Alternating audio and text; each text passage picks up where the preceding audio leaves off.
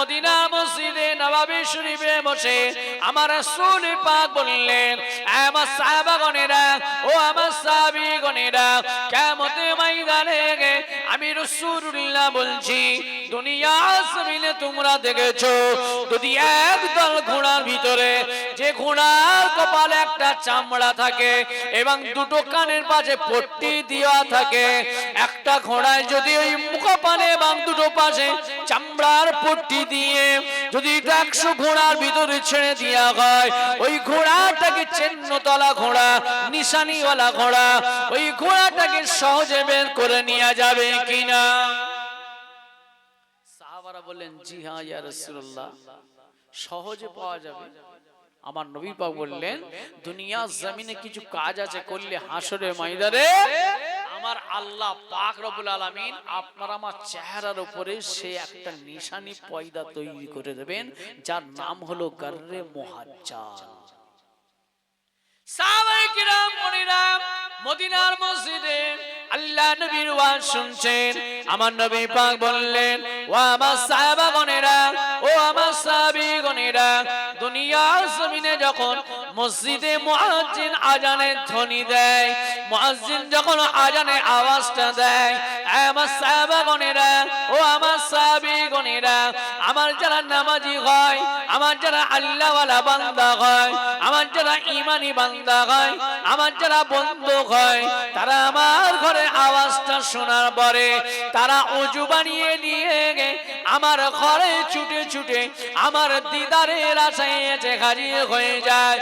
আমার সাহাবাগণেরা কিয়ামতের ময়দানে, মাহশরের ময়দানে আল্লাহ রাব্বুল আলামিন ওই বান্দা বান্দীদের চেহারা থেকে নূর পয়দা করে দেবেন, যারা দুনিয়া জমিনে 5 ওয়াক্ত নামাজ আদায় করবে, নামাজ আদায় করার জন্য ওযু বানাবে, তাদের মুখমণ্ডল থেকে তাদের হাতের কনুই পর্যন্ত এবং তাদের পায়ের গাঁট পর্যন্ত এবং তাদের মাথার 4 ভাগের 1 ভাগ মসহ করা ওই অঙ্গগুলো থেকে আমার আল্লাহ পাক নূর পয়দা করে দেবেন, নূর জাহির করে দেবেন, রোশনি আলো পয়দা করে দেবেন। আমি রাসূলুল্লাহ একটা একটা করে তাদের বেছে বেছে বের করে নিয়ে আল্লাহ পাকের দরবারে সুপারিশ করে আল্লাহ দয়া জান্নাতে প্রবেশ করিয়ে দেব। জোরে বলুন সুবহানাল্লাহ। আর আমরা যারা নামাজ পড়বো না, আলো জ্বলবে ভাইজান, সবাই উঠে বলছে নামাজ পড়ুন। আমার পূর্বে দুজন বলেছেন নামাজ পড়ুন, আমি বলছি আবার আমার পর বলবেন না ভাই নামাজ পড়ুন। তাহলে যদি একজনেরও কথা যদি না লি, যারা নামাজ পড়ি না তাদের উদ্দেশ্য বলছি, তাহলে কিছু কাজ হবে কি? জলসা দিয়া বা জলসায় আসা বা চাঁদা দেওয়া হবে, কিন্তু আপনি আমি যে মুসলমান, পরিচয় কিসে? নামাজে। রাসূলে পাক বলছেন, আজান শুনলো নামাজ পড়লো না, ওই মুসলমানটা হবে মুনাফিক। নবী পাক বলছেন, আজান শুনলো নামাজ পড়লো, আমি রাসূলুল্লাহ অর্ডার করে দিতাম তাদের বাড়িগুলো আগুন দিয়ে পুড়িয়ে ধ্বংস করে দাও। তাহলে কত বড় অন্যায় কাজ আমি করে বেড়াচ্ছি। রাসূল পাক বললেন, কিয়ামতের ময়দানে, মাহশারের ময়দানে গাররে মুহাজ্জাল চিহ্ন ওইটা হবে। গাররে মানে মাথা 4 ভাগের 1 ভাগ, ওই শব্দটা আলোটা যেটা হবে ওটা হলো গাররের শব্দ, আর মুহাজ্জাল হলো হাতের কোনই, পায়ের গাঁট এবং মুখমণ্ডল, ওই চেহারা ওজুর অঙ্গগুলো থেকে আল্লাহর নূর জাহির করবেন, আলো রোশনি ছড়াবেন, ওই আলোটাকে বলা হয় মুহাজ্জাল। আল্লাহর নবী তাই বলেন, কিয়ামতের ময়দানে গাররে মুহাজ্জাল শব্দ দ্বারা বুঝালেন হাসরের ময়দানে তাদের চেহারা থেকে ওই নিশানি, আল্লাহ নামাজি পরহেজগার আল্লাহওয়ালা চেহারা থেকে আল্লাহ গাররে মুহাজ্জাল নিশানি দেখাবে। আমি রাসূলুল্লাহ একটা একটা করে বেছে বের করে নেব। জোরে বলুন সুবহানাল্লাহ। তাহলে আপনি আমি যদি ভাই নামাজ যারা পড়ি না, তাহলে গাররে মুহাজ্জাল চিহ্ন থাকবে না। আল্লাহর ওলি জামানার মুজাদ্দিদুজ জামান কুতুবুল আলাম আমিরুশ শরিয়া হযরত দাদা হুজুর পীর কেবলা রাহমাতুল্লাহ আলাইহি। তাই আপনাকে আমাকে বসিরহাটে আল্লামা হুজুর দাদা হুজুরের জীবনীর ভিতরে ওসিয়তনামার ভিতরে বললেন 57টা ওসিয়তনামা লিখলেন। ও ভাইজানেরা, তার ভিতরে জানিয়ে দিলেন তোমরা যেখানেই থাকো না কেন 5 ওয়াক্ত নামাজ আদায় করবে, কেননা মসজিদে আজান শোনার পরে ওয়াক্ত থাকা অবস্থায় তোমরা নামাজ আদায় করে নিও।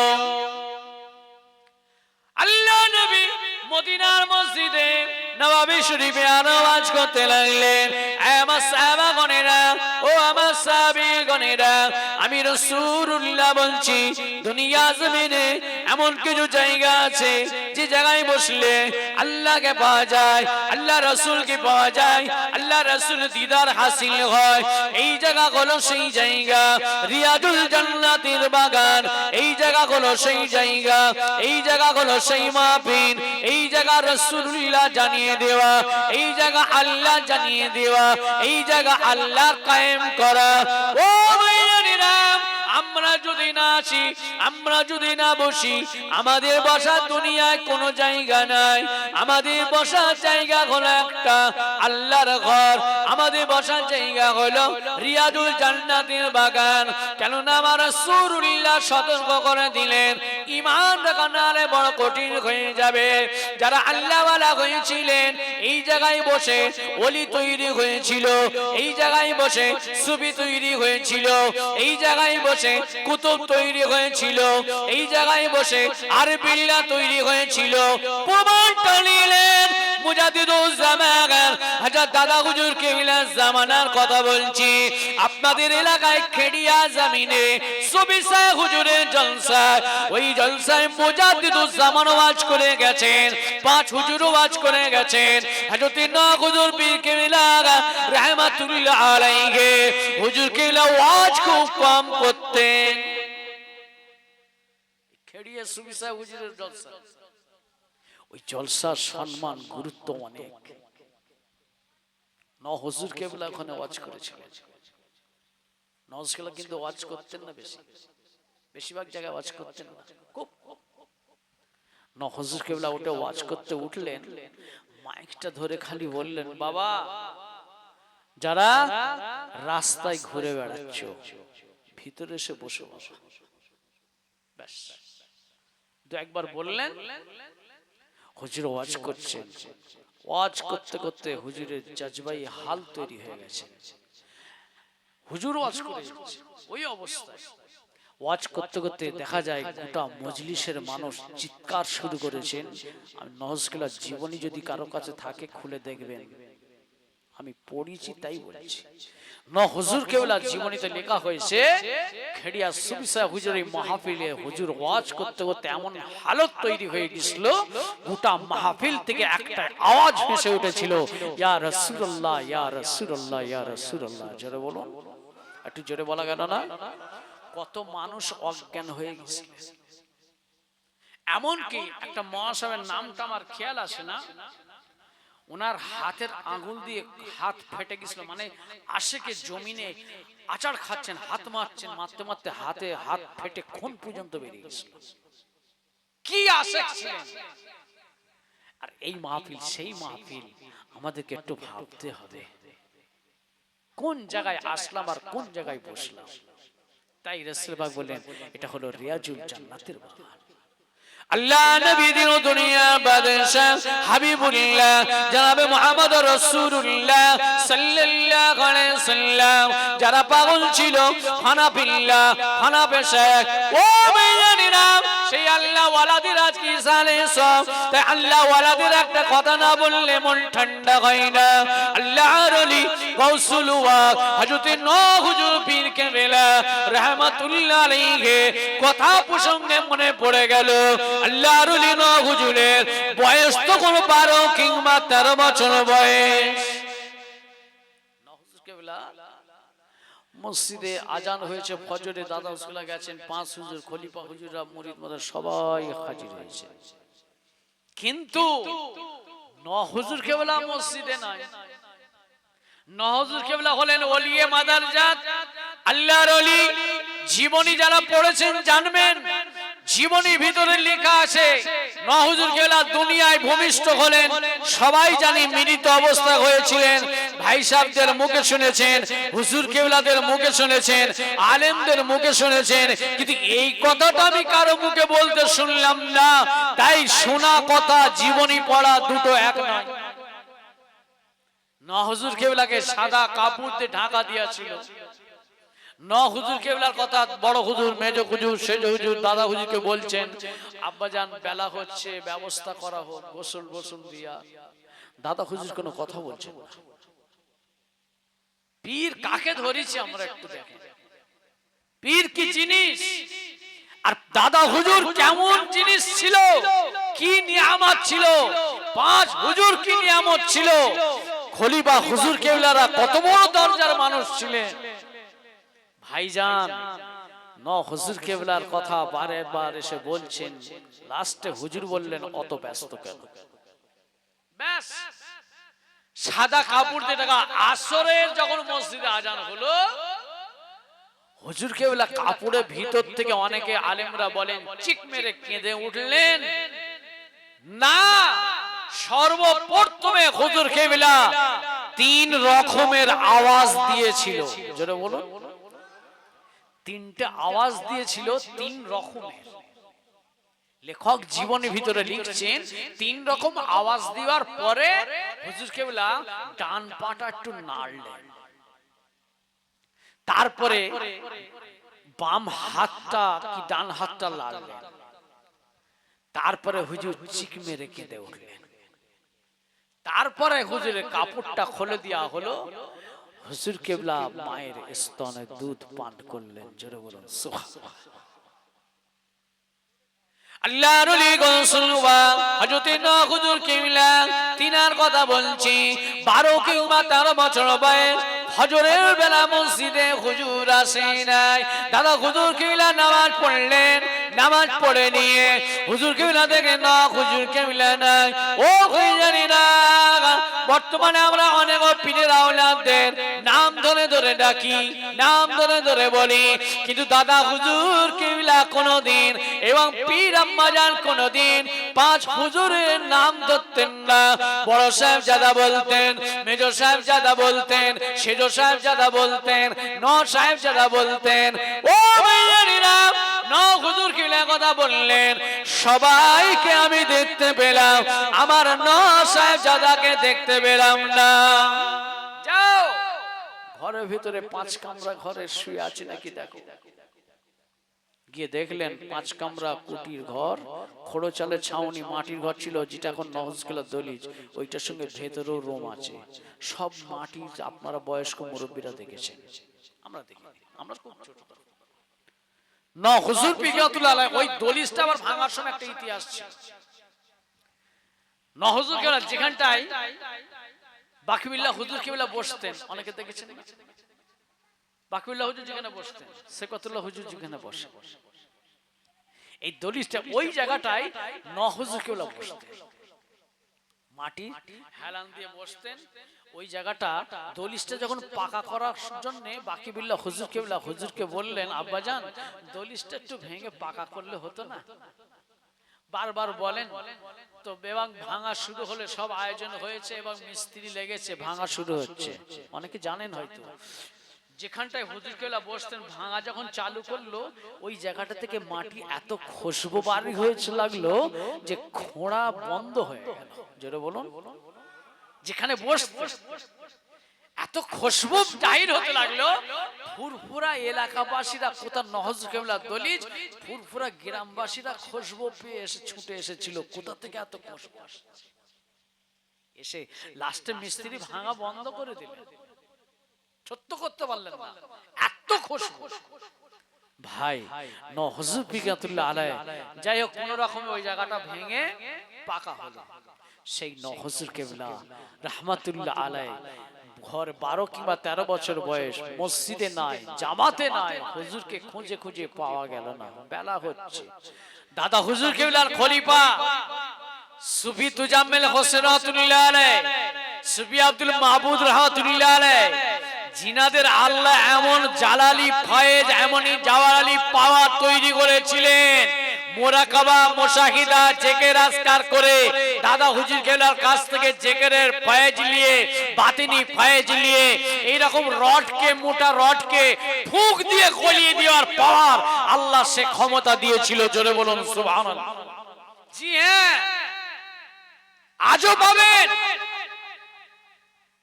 কাউকে না ভালো লাগে দাদা হুজুরের মাজারে গিয়ে বসে থাকবেন। জি হ্যাঁ, আল্লাহর ওলিরা কখনো মরে না। দুনিয়া থেকে বেঁচে থাকা অবস্থায় যে রুহানি দোয়া পাওয়া যায়, আল্লাহ ওয়ালারা দুনিয়া থেকে চলে গেলে যাওয়া যাওয়া সম্পর্ক মাজারে করলে তিনাদের রুহানি দোয়া আরো বেশি পাওয়া যায়। কিন্তু নিতে হবে, সেই মানসিকতা আমাকে এবং আপনাকে তৈরি করতে হবে, চেষ্টা করতে হবে। অবশ্যই আপনি এই জায়গায় শুয়ে থাকবেন, ভাঙনখালিতে ঘরে শুয়ে আছেন, রাত্রি ঈশার নামাজ পড়ে আপনি নামাজ আদায় করেন, দাদা হুজুর কেবলা সিলসিলা অনুযায়ী তরিকা ওজিফা করেন। আপনি ফুরফুরা শরীফে বয়স হয়ে গেছে, যেতে পারছেন না কাজে কামে ঝামেলায়, কিন্তু তরিকা আমল করলে আপনার ফুরফুরা শরীফ থেকে মুজাদ্দিদে জামান দাদা হুজুর কেবলা আপনাকে এসে দেখা দিয়ে যাবে। আমাকে সেই লাইনে থাকতে হবে। আল্লাহর ওলি হযরতিনা হুজুর পীর কেবলা রাহমাতুল্লাহ আলাইহি হুজুরকে পাওয়া যাচ্ছে না। আল্লাহর ওলি সুফি আব্দুল মাহমুদ হুজুরকে বললেন, দাদা হুজুর কেবলা, ও সুফি আব্দুল মাহমুদ জান বাবা, হুজুরা দায়রা শরীফে গিয়ে আপনি একটু মুরাকাবা হালত দেখুন, আপনার নওয়াজ সাহেব জাদা কোথায় কি অবস্থায় রয়েছে।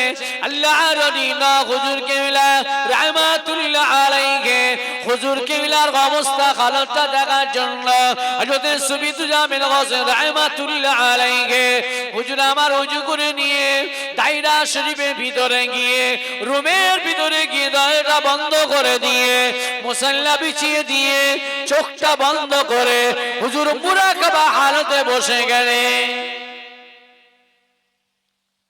আল্লাহর ওলি হযরত হুজুর পীর কেবলা রাহমাতুল্লাহ আলাইহি হুজুরের কোনো খবর পাওয়া যাচ্ছে না।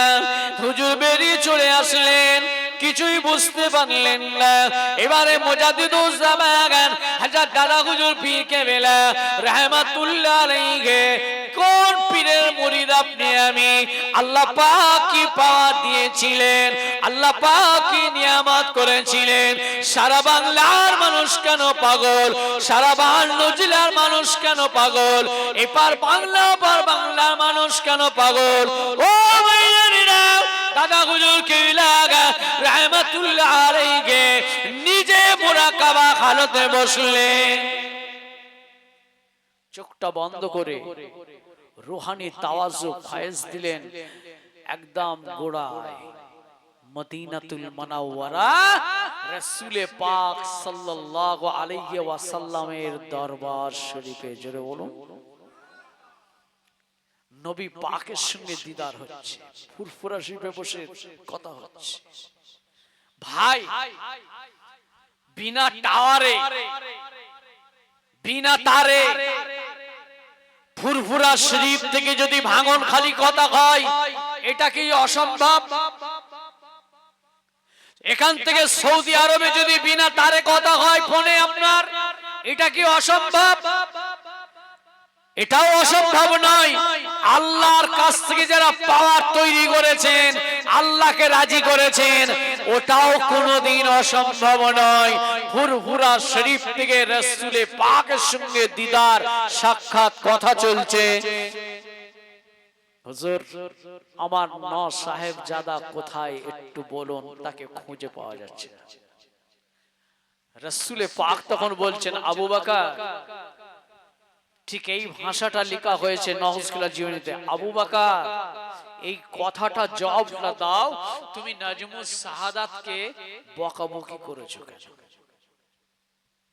কারণ হুজুর কেবলা রাত্রিরে খাওয়া দাওয়া সেরে নিয়ে ঘরের বিছানায় যখন যেতেন, শুয়ে শুয়ে রাসূল পাকের সামনে ফার্সিতে নাত পড়তেন। রাসূল পাক সাল্লাল্লাহু ওই দিনে রাত্রিরে হুজুর কেবলা ঘরে শুয়ে শুয়ে ফার্সিতে নাত পড়ছিলেন।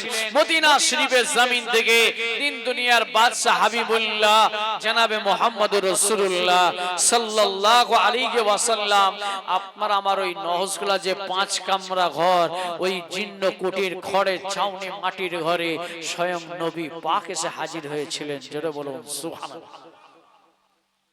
দাদা হুজুর কেবলা ওনার হুজরা থেকে ছুটে এলেন, এসে দেখছেন একদিকে দাঁড়িয়ে আছেন নহজ কেবলা, আর একদিকে দাঁড়িয়ে আছেন দিন দুনিয়ার বাদশা। কথা চলছে, কথা চলছে। হুজুর কেবলা দেখে দাদা হুজুর কেবলা খুব রাগ হচ্ছে। কেন? কোন বিয়াদবি করে ফেলবে নাকি? বাচ্চা বয়স, অল্প বয়স, আল্লাহ রাসূলের সামনে কোন গুস্তাখি করে ফেলবে নাকি? কোন বিয়াদবি আদবের খেলাফ করে ফেলবে নাকি? এই কারণে রাগ হচ্ছে। বয়সটা অল্প।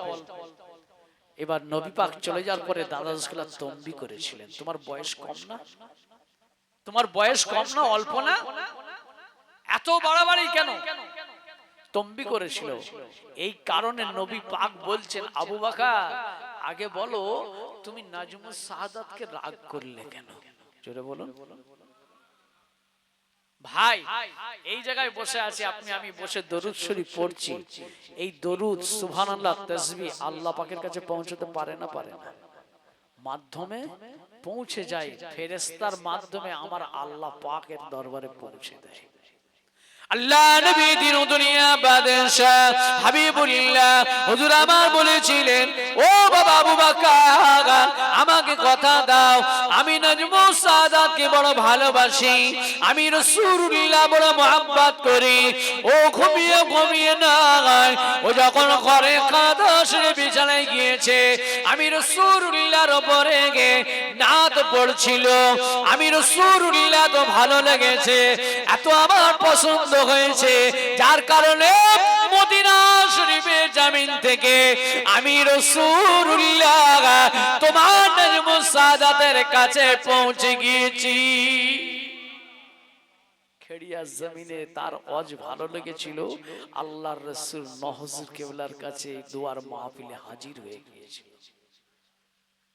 ও ভাইয়ারা, হযরত হুজুর পীর কেবলা রাহমাতুল্লাহ আলাইহি হুজুরের কথা বললেন, বাবা আবু বকর আমি রাসূলুল্লাহকে কথা দাও, আমি রাসূলুল্লাহকে আশা দাও, তুমি যতদিন হায়াতে থাকবে তোমার কচি নাজমুস সাআদাতকে জীবনে কোনোদিন রাগ করবে না, তম্বি করবে না। আমি রাসূলুল্লাহকে কথা দাও। দাদা হুজুর বললেন, হুজুর বেয়াদবি মাফ করুন, আমার ভুল হয়ে গিয়েছে, বয়সটা অল্প, এই কারণে আমি রাগ করেছি। যদি কোনো বেয়াদবি করে ফেলে আল্লাহর ওলি হযরত জামানার মুজাদ্দিদুজ জামান হযরত দাদা হুজুর পীর কেবলা রাহমাতুল্লাহ আলাইহি এবারে বললেন, হুজুর বলুন আমার কচি নসায়েব জাদা এখনো কোথায়? তাকে আমি খুঁজে পাচ্ছি না। হযরত রাসূল পাক বললেন, ও বাবা আবু বকর তোমার কচি নসায়েব জাদা বাগদাদের জমিনে তাবনার জিলাগানে শুয়ে রয়েছেন। পিরানে পীর দস্তগীর গৌসুল আযম হযরত বড় পীর আব্দুল কাদের জিলানী রাহমাতুল্লাহ আলাইহির দরবারে মনটা খারাপ করে বসে রয়েছে। আর একটু জোরে, কোথায় ফুরফুরা শরীফ, কোথায় বাগদাদ শরীফ? কতক্ষণ সময়, কতক্ষণ সময়? বাগদাদ শরীফের জমিনে যেতে গেলে কতদিন সময় লাগে, কত পথ অতিক্রম করে যেতে হয়। ফজর বেলায় দেখতে পাননি, আর একটু বেলা হতেই খবর হচ্ছে মদিনাতুল মুনাওয়ারা থেকে তোমার কোচি এখন বাগদাদ শরীফের জমিনে বসে আছে। এটাই হলো আল্লাহ ওয়ালাদের পাওয়ার, এটাই হলো আল্লাহর ওলিদের ক্ষমতা, এটা আল্লাহ পাক দেন। ফুরফুরা শরীফের মাজার আছে হযরত ইয়াকুব শাহ রাহমাতুল্লাহ আলাইহি, যার এই নালায়েক অধম পাপী যার বংশধর। ভাই মায়ের থেকে তো আর বংশ আসে না, বাপের রাস্তা ধরে। দাদা হুজুর কেবলা আপনার পিতা আওলাদেরা, দাদা হুজুর কেবলা 5 হুজুর কেবলারা, আমার মামা জানরা, মামাতো ভাইরা হলেন হাজী মোস্তফা মাদানী হুজুরের বংশধর। উনি 4 নম্বর, ওনার 8 ভাই ছিলেন, 8টা ভাই। 4 নম্বরে হাজী মোস্তফা মাদানী হুজুর, 5 নম্বরে হাজী ইয়াকুব শাহ রহমাতুল্লাহ আলাইহি, যার বংশধর আমরা। আমাদেরই গোরস্থানে ওনার মাজার রয়েছে। কারো আজও পর্যন্ত ক্ষমতা হয় না কবরস্থানের বাউন্ডারিটা ঘেরার, কবর ঘেরা তো দূরের কথা, কিন্তু আমরা পারমিশন পেয়েছি মেজো হুজুরের কাছ থেকে। 3 মাস ধরে বলে বলে বলে বলে বলে বলে খালি বলে পরে পরে পরে 3 মাস সময় দিল, তাও একটা ইস্যু করে। হুজুরের মাজারের কাছে একটা বট গাছ ছিল, আশুদ গাছ ছিল। ওই আশুদ গাছটা ঝড়ে পড়ে গেছিল। মেজুকাল হায়াতে থাকা অবস্থা একটা ঝড় হয়েছিল না, আইলা কি নাম ছিল জানি না, তখন মনে নেই, একটা বিরাট ঝড় হয়েছিল মেজুকাল হায়াতে থাকা অবস্থায়। ওই সেই ঝড়ে ওই গাছটা পড়ে গেছিল। আর গাছের পাশে একটা কামিনী গাছ, কামিনী গাছটা মরে গেছে। তো ওই পাশে ওনার একদম মাজার। ওই গাছটা পুকুরে পড়ে যাওয়ার জন্য হুজুরকে বলে বলে, হুজুর গাছটা পড়ে আছে মাজারের কাছে, কি করা যাবে? হুজুর 3 মাস সময় দিলেন। 3 মাস পরে বললে ওই গাছটাকে বিক্রি করে মাজারে নামে একটা মসজিদে খতম দেন, দিয়ে একটা মিলাদ দাও, দিয়ে অত্যাচার যখন হচ্ছে তোমরা রাস্তার দিকটা ঘেরো আগে। ওই হুজুরের অর্ডারে পারমিশনে আমরা রাস্তার দিকটা প্রথম ঘিরলাম। আস্তে আস্তে আস্তে সাইড গুলো খানিকটা হয়েছে, মানে খুব সাবধান, একটু নড়চড় করার উপায় নেই, ক্ষতি হয়ে যাবে। ও বংশ রবে। দাদা হুজুর ঘিরতে গিয়েছিলেন বাউন্ডারি, দাদা হুজুরকে নিষেধ করেছে। আমার দাদু যান মিস্ত্রি লেগে ঘিরেছে, মিস্ত্রি গেঁথেছে। আমার আব্বার মুখে শোনা, সকালবেলা তোমার দাদু মিস্ত্রি নিয়ে গেছে, গিয়ে দেখছে যতটা গাঁথা হয়েছিল ওই ইটগুলো সব খুলে খুলে জায়গায় সব জড়ো করা পড়ে আছে, যেন খুলে শত্রুকোনা করেছে, জড়ো করে দিয়েছে সব খুলে। আবার গাঁথা হয়েছে, পরের দিনে গিয়ে দেখছে একই অবস্থা। আবার গাঁথা 3 বার এরকম হয়েছে। হওয়ার পরে রাত স্বপ্নে আমার দাদু জানকে বললেন, এই ডাক্তার আল্লাহ হাফেজ। দাদু যার নাম ছিল আব্দুল হাফিজ। আর দাদু এলাকার বিখ্যাত, তখন দাদা স্কুলের সময় হোমিওপ্যাথি একটাই ডাক্তার ফুরফুরাই, আমার দাদু জান ছিলেন ডাক্তার আল্লাহ হাফেজের বাড়ি বললে ফুরফুরে যাকে বলবেন সেই আপনাকে দেখিয়ে দেবে, একদম হাইমাসের গেটের অপোজিটে। হাইমাসের গেট কালিমুল্লাহ মহাজন বড় মহাজন ভাই ঢুকছেন, একদম অপোজিটে ফাঁকা বিরাট জায়গা পড়ে ভেতরে ডাক্তার আল্লাহ হাফেজ সবাই ছিল। তো দাদু জানকে বললেন, এই ডাক্তার আল্লাহ হাফেজ এখানে ঘিরতে এসো। আমি যেমন আছি তেমন থাকবো, বাউন্ডারিটা ঘিরতে গেছি। তো আল্লাহর ওলিরা, আমি এত কথা বলতাম, বলার একটাই উদ্দেশ্য হলো আল্লাহর ওলিরা মরে মুর্দানা জিন্দা, এটা আপনাকে বুঝাবার জন্য। জুম্মার রাত ঘোড়ার উপরে সওয়ার হয়ে যাচ্ছেন, দাদা হুজুর মাজারের দিকে যাচ্ছেন। গোরস্থান থেকে বেরিয়ে জুম্মার রাত্রিরে ঘোড়ার উপরে সওয়ার হয়ে দাদা হুজুরের মাজারের কাছে যাচ্ছেন। আর তখনকার সময় যেমন এখনো আছে তখনও ছিল, যখন যারা চুরি চিন্তায় ডাকাতি করত, আর দস্যু ফুরফুরার নাম করা বিখ্যাত কয়েকজন 2-4টে ছিল, তারা রাত্রিরে যা চুরি চামারি করতো গাছের নারকল পর্যন্ত রাখতো না, ডাব পর্যন্ত পেড়ে দিত, দিয়ে খেয়ে আর ওইখানে ভেতরে ছোট হযরত হুজুরের মাজার আছে, দাদা হুজুরের মাজারের অপোজিটে দেখবেন দক্ষিণ দিকে, ওই ভেতরে লুকিয়ে থাকতো। আর ওই সময় রাত্রিরে ওখান থেকে বেরোচ্ছিল, আর সামনে পড়েছিল ফুরফুরারি মানুষ ছিল, ঠ্যাংটা ধরেছে আর ছুঁড়ে পাচিরে মেরেছে, কোমর ভেঙে গেল। বাবারে বাবারে ওরে শেষ। আল্লাহর ওলিরা কখনো মরে না। আল্লাহর ওলি খাজুদনা হুজুর পীর কেবলা রাহমাতুল্লাহ আলাইহি ও হইয়ারিরা বাগদাদের জমিনে রয়েছেন। পিরানে পীর দস্তগীর গাউসুল আজম হযরতে বড় পীর শাহ হুজুরের দরবারে আল্লাহর ওলি হযরতে নূহ হুজুর কেবলা রাহমাতুল্লাহ আলাইহি ওখানে বসে দাদা হুজুর সবক চেঞ্জ করে দিয়ে কাদেরিয়া সবকে নিয়ত করলেন। করার পরে পিরানে পীর দস্তগীর গাউসুল আজম হুজুরের দরবারে রুহানি পায়ের তাওয়াজ্জু দিলেন। আল্লাহর ওলি বড় পীর শাহ হুজুরের সঙ্গে দিদার হয়ে গেল, সাক্ষাৎ হয়ে গেল। ফুরফুরা শরীফে বসে বাগদাদের জমিনে কথা হচ্ছে। আল্লাহর ওলি জামানার মুজাদ্দিদ জামানকে বলেন, ও বাবা আবু বকর রে, তুমি কেন নূর মুসাদাতকে রাগ করলে, কেন তম্বি করলে, কেন বকাবকি করলে? আল্লাহ নবীর আশিকে এ তো ফানা হয়ে গিয়ে নাচ পড়ছিল, আল্লাহ রাসূলকে ভালো লেগেছিল, আল্লাহ রাসূলকে এসে হাজির হয়েছিল, তুমি রাগ করেছো, বকাবকি করেছো, রাগে পড়ে দুঃখে আমার কাছে এসে বসে কান্নাকাটি করছে।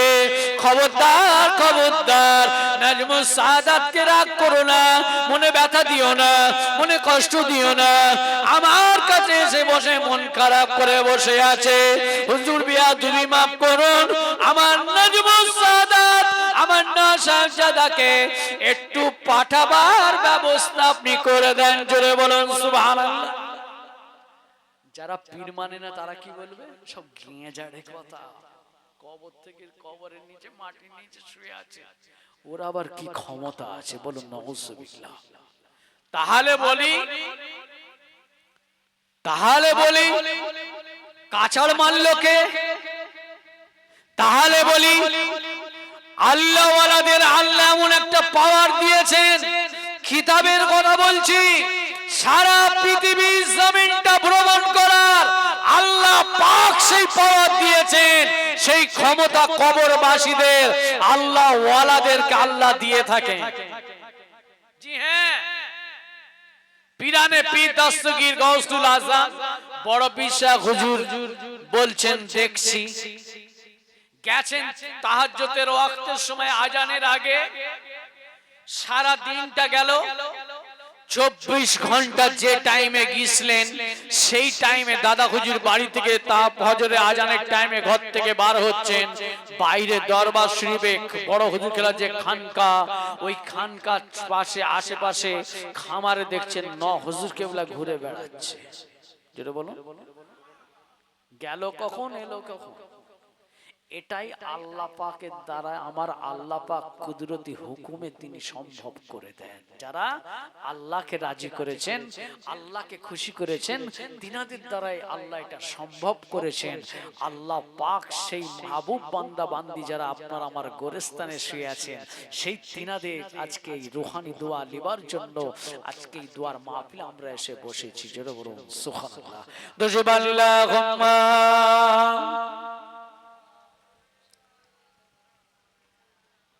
وعلى آل سيدنا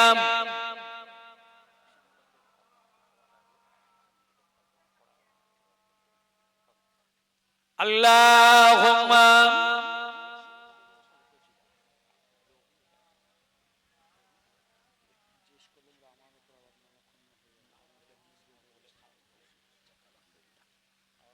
ভাইজান আসেন, যে কথা বলছিলাম, রাসূল পাক সাল্লাল্লাহু আলাইহি ওয়াসাল্লাম মদিনার মসজিদে নববী শরীফে তাই বললেন, কিতাবুল্লাহ ওয়া সুন্নাত রাসূলিহি, আমি রাসূলুল্লাহ তোমাদের কাছে দুটো আমানত দিলাম, তোমরা মজবুত করে ধরবে, এর উপরে কায়েম থাকবে, আমার আল্লাহ পাক তোমাদেরকে জান্নাতি করে দেবে। জোরে বলুন সুবহানাল্লাহ।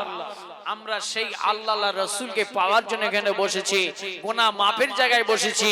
ভাইজান ওয়াজ শুনিয়ে পেট ভরানো যাবে না, যদি আমরা নিজেরা না পরিবর্তন হয়, নিজেরা না যদি না শুধরাই।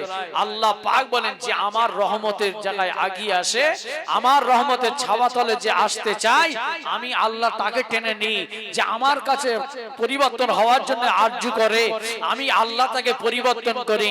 কিন্তু কথা হচ্ছে ভাইজান, এখন আমি নিজেই হেদায়েত হই, আর আমার দ্বারা আপনি কি হেদায়েত হবে? কথা বলেন না, আমি বলনেওয়ালা বলে যাই আর আপনি শুননেওয়ালা শুনে যাবেন, জলসা দেনেওয়ালা জলসা দিয়ে যাবে।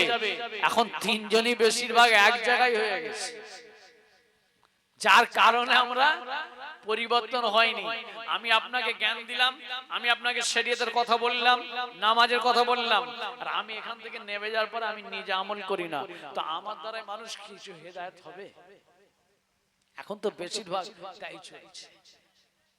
ও ভাইয়েরা, আল্লাহ নবী দিন দুনিয়া বাদশাহ হাবিবুল্লাহ জনাবে মুহাম্মদ রাসূলুল্লাহ সাল্লাল্লাহু আলাইহি ওয়াসাল্লাম আমার সাহাবাদেরকে বললেন নবী পাক মদিনা মসজিদে আমার সাহাবাগণেরা ও আমার সাহাবীগণেরা আমি রাসূলুল্লাহ বলছি খবরদার খবরদার আল্লাহ আল্লাহ রাসূলের পায়ডুবি করবে শরীয়ত অনুযায়ী চলবে হালাল হারাম বেঁচে চলবে বাপ মায়ের খেদমত করবে আল্লাহ আল্লাহ রাসূলের পায়ডুবি করবে আল্লাহ নবী মদিনা মসজিদে সাহাবাগণেরা বললেন ইয়া রাসূলুল্লাহ হাবিবাল্লাহ আল্লাহ আল্লাহ রাসূলের পরীক্ষা দরজা হবে আমার নবী পাক বললেন তোমার মা ইয়া রাসূলুল্লাহ তারপরে কার তোমার মা ইয়া রাসূলুল্লাহ তারপরে কার তোমার মা ইয়া রাসূলুল্লাহ তারপরে কার তোমার আব্বা তিনবার মায়ের কথা একবার বাপের কথা আর আমরা যুবক ভাইরা ওই তো আবু নাঈম সিদ্দিকী ওয়াজ চলে গেছে মাকে একটু বেশি ভালোবাসতে বলেছে আর আব্বাকে একটু কম বাপ যা চাইবে দেয়া যাবে না ঠিক আছে পরে হবে ঠিক আছে পরে হবে মা বলছে বাবা এই লিয়াই ওই লিয়াই এটা কিনে দিবি ওটা দিবি বাবা আমাকে কিছু টাকা দিবি আমার দরকার আছে হ্যাঁ মা সবে তুই হ্যাঁ কেন ভাইজান বলে গেছে মাকে একটু বেশি ভালোবাসতে আর বাপকে একটু কম বলছে ওই তো আল্লাহর নবী বলেছেন তো তিনবার মায়ের কথা বাপের কথা একবার না তিনজনই দুজনই সমান দুজনেরই হক এক মায়েদের কষ্ট একটু বেশি কারণ মা আমাকে পেটে 10 মাস 10 দিন পেটে ধরেছেন মা ঠিক মতন খেয়ে আরাম পাইনি মা শুয়ে আরাম পাইনি মা নামাজ পড়তে কষ্ট আরাম পাইনি মা কাজ কাম করেছেন ঠিক মতন পারেনি আরাম জানে বসতেও ঠিক মতন পারেনি যতক্ষণ না আমাকে দুনিয়ায় ভূমিষ্ঠ প্রসব করেছেন তারপরেও মা শান্তি পাইনি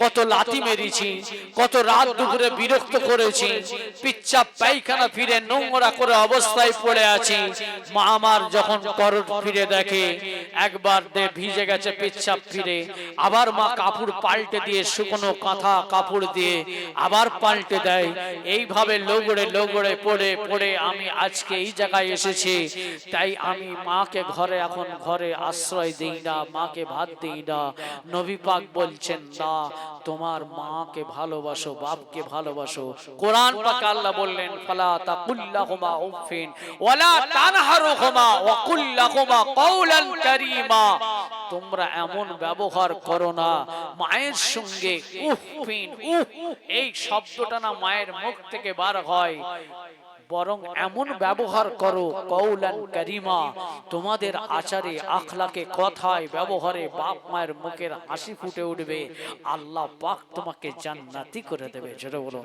সুবহানাল্লাহ নবী পাক বলছেন মায়ের দিকে যদি কেউ একবার খুশি মনে তাকায় মা যদি নাও হাসে হাসির ভাবটা ফুটে ওঠে আল্লাহ নবী বলছেন ওই ছেলেটা জান্নাতি আল্লাহ নবী বলছেন রাগের গুসায় মায়ের দিকে তাকালো নবী পাক বলছেন ওই ছেলেটা জাহান্নামী ও ভাইয়েরা মদিনা মসজিদে নবী শরীফে আল্লাহ নবী জিজ্ঞাসা করার পরে আমার রাসূল পাক বললেন আমার সাহাবাগণেরা মায়ের সম্মান মায়ের কদর মায়ের ইজ্জত তোমাদের শরীরে যদি চামড়া থেকে যদি কেটে মাকে যদি জুতো বানিয়ে দাও তোমাদের মায়ের এক ফোঁটা দুধের ঋণ তোমরা শোধ করতে পারবে না তোমাদের জীবনটা যদি কেটে কেটে জীবন কঙ্কাল করে দাও তোমার মায়ের ঋণ তোমরা শোধ করতে পারবে না আল্লাহ রাসূল একজন সাহাবা বলে ইয়া রাসূলুল্লাহ হাবিবাল্লাহ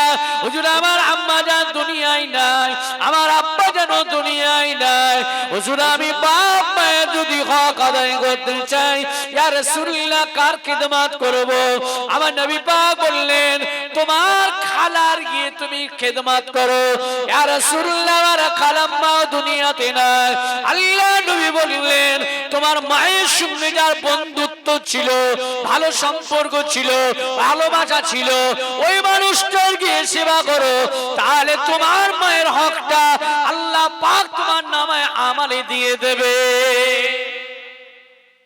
কিন্তু মা যদিও ফরমাস করে, অর্ডার করে, আমরা অনেকে শুনতে চাই না। আমি তাই বলবো না, যত কাজ থাকা মা কি বলতে চাই অন্তত শোনো, সময় অনুযায়ী করে দিও। কিন্তু যখন বলতে চাইছে যেটা শুনে নাও। রাগ হয়েছে, গুসা হচ্ছে, তম্বি করেছে, ওর থেকে বেরিয়ে চলে যাও। হ্যাঁ,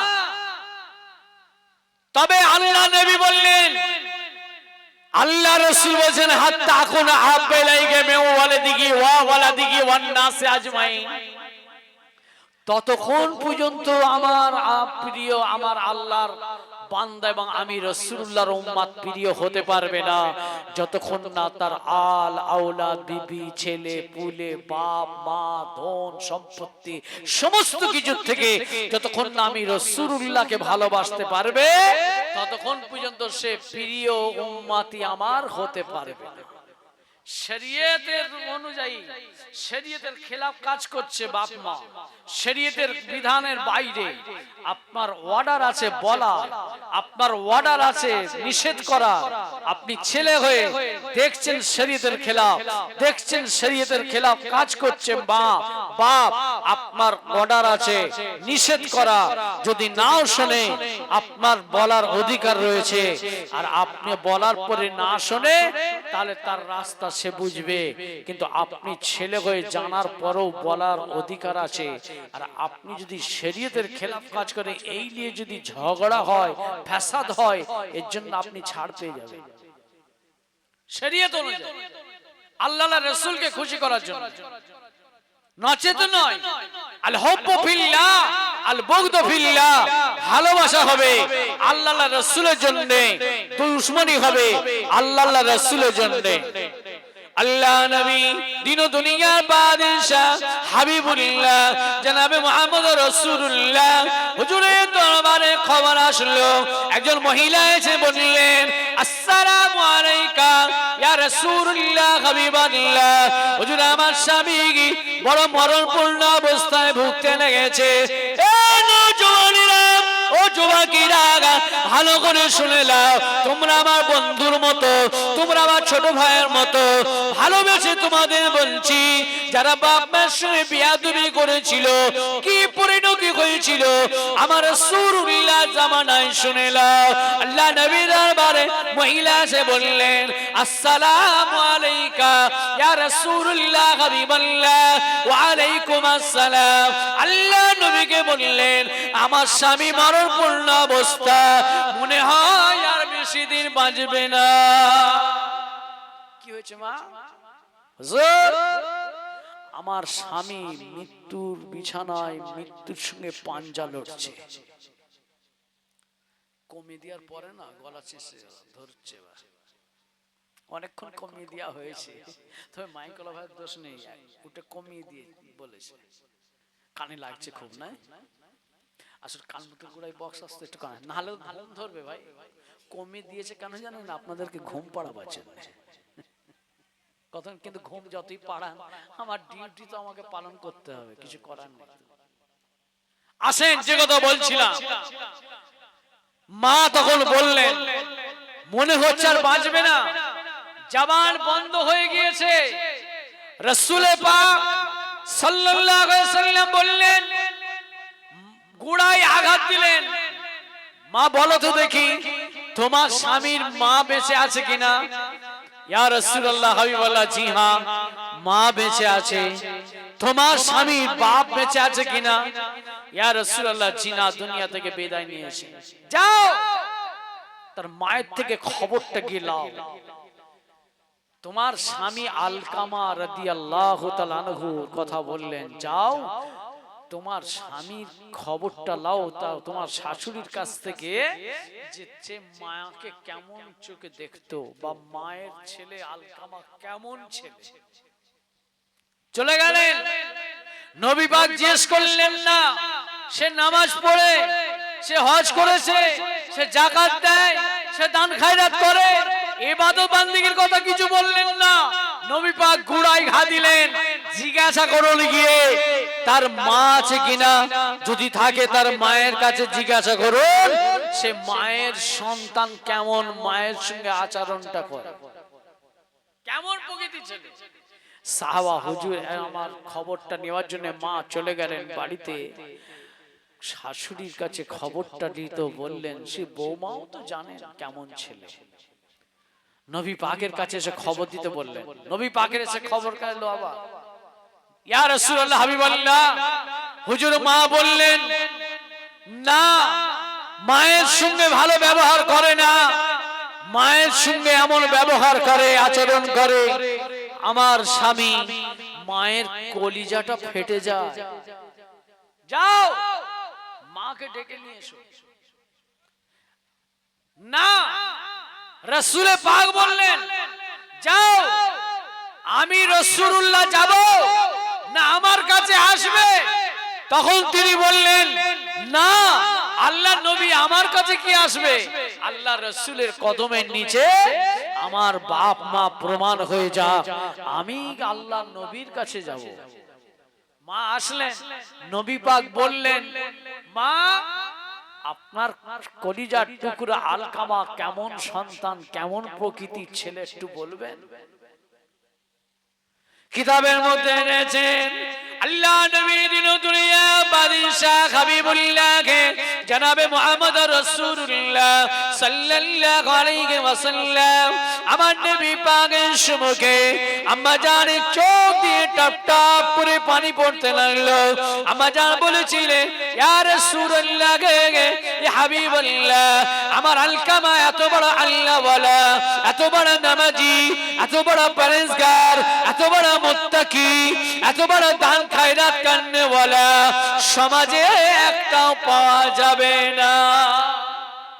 এত বড় নামাজি, এত বড় পরহেজগার, এত বড় আল্লাহওয়ালা, দু হাত দিয়ে দান করে অসহায় মানুষদের, এরকম দ্বিতীয় পাওয়া যাবে না। আমার নবী পাক বলেন, আর কি গুনাহগান আছে মা? ইয়া রাসূলুল্লাহ, ইয়া হাবিবাল্লাহ, আরো গুনাহগান আছে।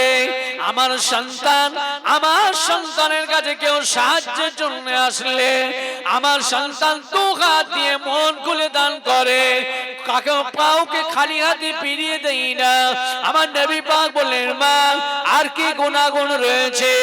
ইয়া রাসূলুল্লাহ, ইয়া হাবিবাল্লাহ, হুজুর বেয়াদবি মাফ করুন, আমার সন্তান যখন আমাকে কষ্ট দেয়, আমার কলিজাটা ফেটে যায়, তার স্ত্রীকে দিয়ে বাড়ির চাকর যেমন থাকে, যাদের বাড়িতে গোলাম থাকে, ওই চাকরানিকে অর্ডার করা হয়, কাজের জন্য প্রশ্ন করা হয়, অর্ডার করা হয়, ওই রকম আমার কলিজার টুকরা আলকামা আমাকে বাড়ির স্ত্রী বৌমাকে দিয়ে আমাকে তখন কাজের জন্য ফরমাশ করে, অর্ডার করে, ইয়া রাসূলুল্লাহ, ইয়া হাবিবাল্লাহ, হুজুর আমার বুকটা ফেটে যায়।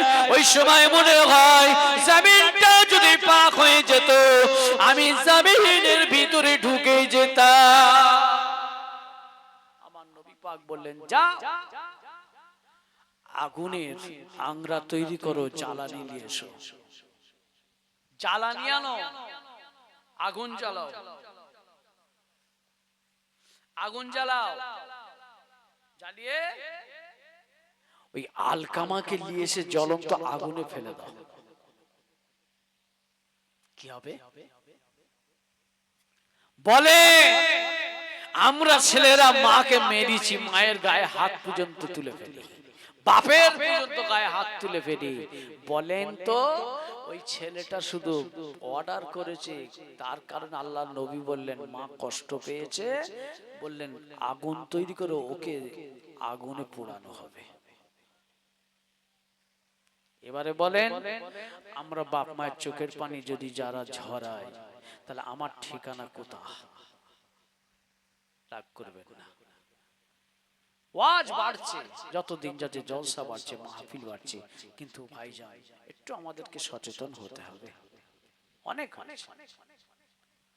আল্লাহ নবীকে বললেন, মা জনম দুঃখিনী মা, আল্লাহ আল্লাহ আমাদের দিলটা নরম করে দিয়েছেন।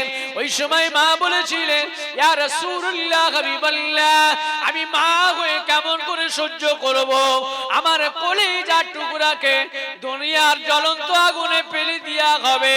আল্লাহ নবী বললেন, মা এ তো দুনিয়ার আগুন দেখছেন, জাহান্নামের আগুন আরো ভয়ঙ্কর। এ তো দুনিয়ার আগুন, সামান্য আগুনের তাপ। আর আল্লাহ পাক শত শত বছর ধরে জাহান্নামের আগুনকে পুড়িয়ে পুড়িয়ে কালো সিয়া করে, ওই আগুন আরো ভয়ঙ্কর। আল্লাহ নবী দিন দুনিয়া বাদশাহ হাবিবুল্লাহ হুজুর আমার বললেন, মা আপনার কলিজার টুকরাকে ওই দুনিয়ার আগুনে পোড়ানো হবে। মা থাকতে পারলেন না, ইয়া রাসূলুল্লাহ হাবিবাল্লাহ, আমার কলিজার টুকরাকে আমার সম্মুখে আগুনে পোড়ানো হবে, আমি মা কেমন করে সহ্য করব? আমার নবী পাক বলে, মা যদি একটাই রাস্তা রয়েছে, আপনি আপনার কলিজার টুকরাকে খালেস অন্তরে আপনি যদি মাফ করে দেন, আমার আল্লাহ পাকের দরবারে মাফ হয়ে যাবে। জোরে বলুন সুবহানাল্লাহ। জবান বন্ধ অবস্থায় পড়ে আছে। সাহাবা আবু বকর হুজুর, সাহাবা ওমর ফারুক হুজুর, সাহাবা আম্মার রাদিয়াল্লাহু তাআলা আনহু, আমার নবী পাক বললেন, যান গিয়ে দেখুন তো। সাহাবা গিয়ে দেখলেন জবান বন্ধ অবস্থায় শুয়ে আছে, চোখ দিয়ে পানি গড়িয়ে যাচ্ছে, কথা বলতে পারে না। খবরটা দিলেন, কে আসলেন? হযরত আম্মার রাদিয়াল্লাহু তাআলা আবু বকর হুজুর, ওমর ফারুক হুজুর পাঠালেন, যান আল্লাহর রাসূলকে খবরটা দিয়ে আসেন। নবী পাকের কাছে খবরটা দিলেন। আমার নবী পাক মাকে বললেন,